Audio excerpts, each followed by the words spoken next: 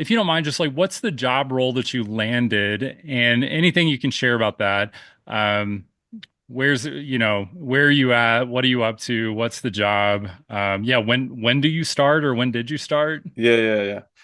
So I accepted the job offer and then I'm just going through all the background check stuff, all the cross your T's, dot your I's. The role is junior Salesforce administrator. But the company has like a ton of room to grow, so I'm super excited. They're rebuilding their team and they're just starting to implement Salesforce and kind of revolutionize their tech stack. So I think this is going to be huge for like kickstarting my career, which I'm super excited about. And the team's great over there, so it's like the perfect storm to get some good growth in, I think.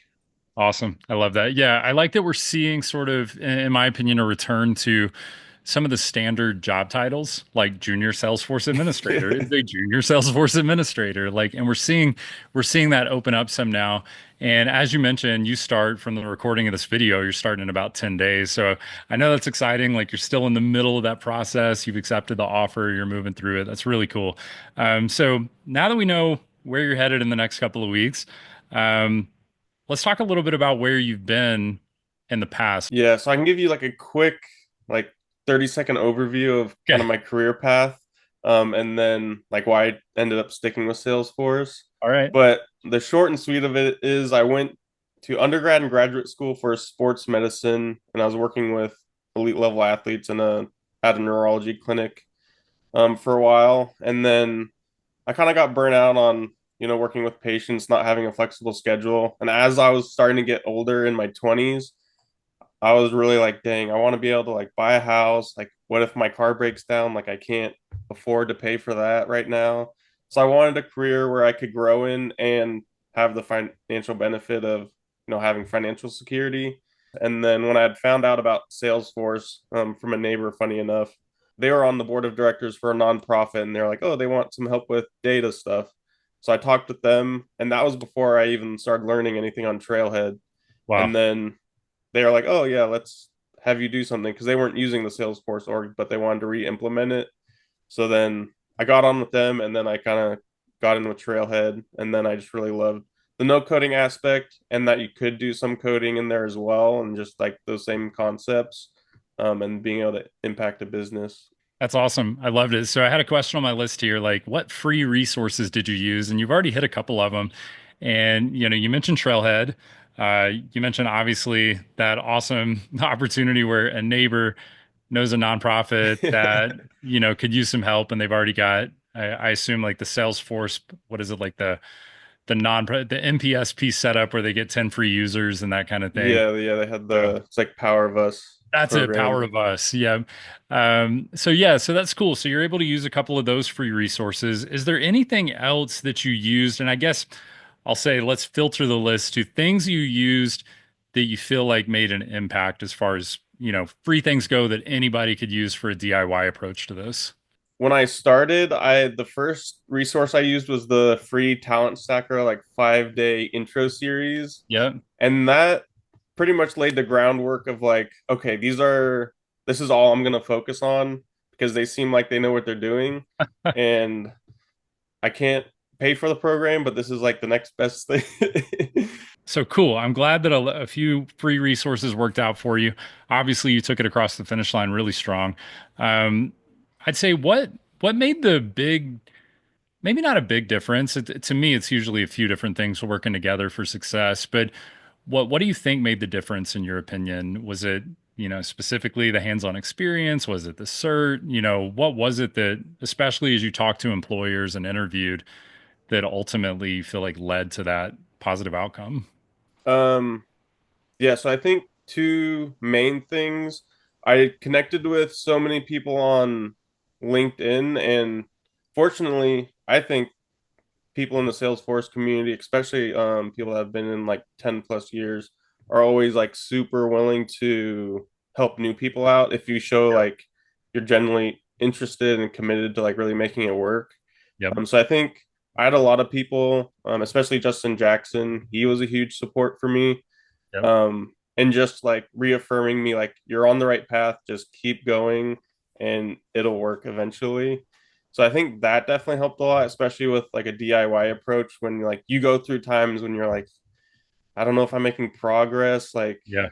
this is like because you're basically like you go to work and then you come home to your second job where you're not Hmm. getting paid. I was going to ask you if there's anything that stood out to you as you spent time on it, but maybe you could have skipped that or it wasn't really necessary. And maybe it felt really important, back in February or during that timeline. But then suddenly now that you're finishing up, it's kind of like, maybe I didn't need to do all that. And maybe somebody taking this approach to getting into a Salesforce career could potentially skip out on anything. Yeah, I'd been thinking about that, and I think for the most part, I was good enough at like asking people like, should I be doing this or like Yeah. what should I be focusing my time on? But I think if I had just been doing Trailhead without any real world hands-on experience, I don't think my learning would have been um as well like as practical. Yeah. I mean, Trailhead can be pretty handholdy depending on like how you're doing or if you're like building anything on your own. So I Yep. think having the like theory of Trailhead combined with the volunteer experience I had, which was supervised with someone that had 3 to 5 years of experience. Yep. So I think that culmination of being able to take what I learned in theory, kind of put it into the real world, um, was super helpful.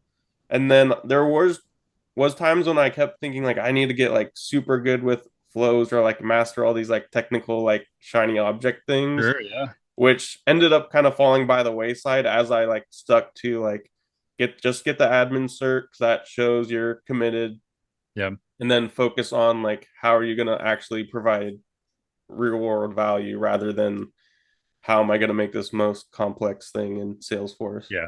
Yeah. No, I mean, the shiny object stuff is so easy. I alluded to it earlier that, the job I referred over to you. So I'll give you my perspective and then I'd like to hand it off to your perspective. So, you know, I had been watching you. Obviously, people like Vanessa and Sean Lewis had been watching you and sort of seeing you as you got involved and advocated for yourself, and then that allows other people to advocate for you.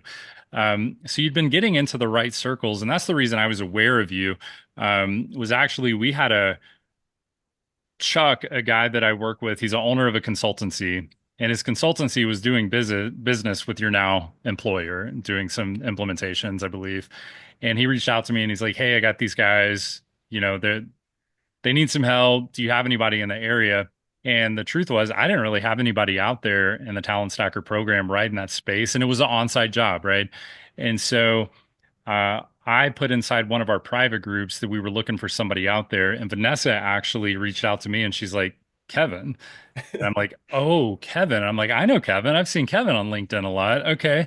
And I was like, "All right, yeah, that could work." So then I reached out to you and I was like, "Hey, we've got this role." Um, so that was sort of my perspective. And then obviously you came back a few weeks later and you're like, "It happened. It worked." So it's cool because for me, there's a lot of synergy, right? Like I get to do a solid for you. Vanessa does a solid for you. Vanessa also does a solid for me because I'm doing a solid for Chuck, getting him somebody local into that role so he can look good for, the client that he's working with. And it all just makes a lot of people look really good at the same time. So we're always happy to do that kind of thing. But I'd like to hear, from your perspective, you get a DM from me, and then where does that process go from there? Yeah, I mean, my first initial reaction when I got the DM, I was like, dang, like LinkedIn was like the reason why I'm getting like this opportunity to even get a job. And then I was like, oh, thank goodness I spent as much time on LinkedIn as I did because there was times when I would spend like an hour doing one post Yeah, yeah. because I didn't use like ChatGPT or anything because I didn't want it to look like Uh-huh. everyone else's post when you're scrolling through. I just wanted to be like an authentic, like my voice, just like telling people what I'm up to. Yeah. So that was like kind of like a weight off my shoulders, like, oh, this actually paid off and it's worthwhile to do. Yeah. Um, and then I think it was just like the perfect timing because I just gotten connected with a mentor through the Trailblazer program. And then I had done a couple like mock interviews with people and I had done two other like first round interviews. So I feel like I had just enough of like the background knowledge of like this is how an interview kind of goes to really get Yeah. in there with some confidence. And then when we went through the technical interview, I just kind of tried to show up and not pretend like I knew everything because I mean, if you're hiring for a junior and I am more junior, then I'm obviously not going to know everything. So just trying to be Yeah. authentic and then just trying to get in there as part of the team. That's awesome, man. Well, I think to me that's the story, right? Like that it's really interesting. That there's people out there, I'll give my 2 cents and then I'd love to hear any additional advice that you have for folks. But don't ignore LinkedIn. I would say that's probably the number one. There's two things that people really in my opinion, they overlook because it's not as tangible. Like Trailhead is very much like do trail, get points, get badge, and it feels good, right? It's like a Boy Scout, and you're like, look what I did. But everything isn't that tangible. And actually, most things that are important are not going to be quite that tangible. Like LinkedIn, yeah, you can see your connections build, but like who really cares at some point, right? Or you can get a lot of comments on a post or a lot of likes on a post, but those are all vanity metrics. But the reality is, LinkedIn matters a whole lot. And I've had people tell me like the hidden job market doesn't exist. Like it's like a fairy tale thing that people just say to for marketing speak. And it's not marketing speak. Like there is a hidden job market and LinkedIn is the generally is the only key into that hidden job market or community groups generally, right? Because this really what like for me to take this and say, hey, here's an opportunity, Kevin, that's a hidden job market. That's not a job application or a job opportunity that has a job description posted on Indeed, right? Like that is a job that only comes through this hidden network opportunity. So put yourself out there. Like Kevin has said, like just know that you may not get points for it, you may not get badges for it, but the posts, the shares, the comments, the meaningful DMs and connections, not that can you get me a job, like the meaningful stuff where you show people respect and appreciation along the way, it will come back around for you because at the end of the day, we can talk about AI all day, we can talk about technology all day. The reality is humans hire humans, and when you make human connections, that is your key into roles that humans are hiring for. It's that simple. So that's my takeaway. Stay consistent. Put in the work. Like it's not going to do the work for you. There is work. It's not easy. It's not magic. It's everything Kevin explained right here. So yeah, any last words from you, Kevin, or advice for people looking to follow in your footsteps, if you will? I guess if anyone's trying to do a DIY approach, it's gonna be a lot of work. Get connected to people that are gonna keep you motivated and keep you kind of accountable to stay on your journey. Because I mean, you can have as much motivation as you want, but there's over a course of months or a year, it's gonna fluctuate. So you want people to kind of be on your side to keep you kicking the can down the road. But yeah, get on LinkedIn. Don't be afraid to message people as long as you're sincere and I think show like genuine curiosity. People are very receptive to that. And yeah, make sure you're posting on LinkedIn, doing the trailhead stuff and trying to get as much real world hands-on experience. Awesome. Well, I appreciate you coming on and spending some time with me. And I know that there's, going to be quite a few people who see this and they go, shoot, I'm like re-energized. I can do this thing. Yeah, appreciate you having me.